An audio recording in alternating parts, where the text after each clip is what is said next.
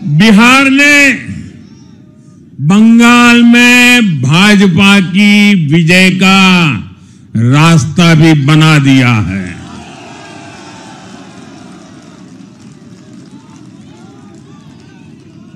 मैं बंगाल के भाइयों बहनों को भी आश्वस्त करता हूं, अब भाजपा आपके साथ मिलकर पश्चिम बंगाल से भी जंगल राज को उखाड़ फेंकेगी।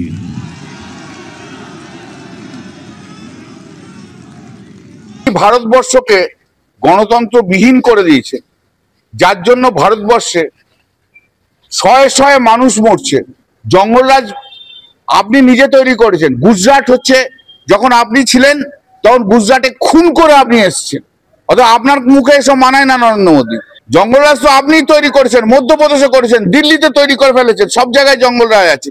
পশ্চিম বাংলার মানুষ অনেক ভালো আছে। 2020-তেও বলেছিলেন, 2026-এ আপনাকে যোগ্য জবাব দেবো নরেন্দ্র মোদী। এমন জবাব পাবেন না, আপনি আর সিট দ্বারা সোজা করে উঠতে পারবেন না।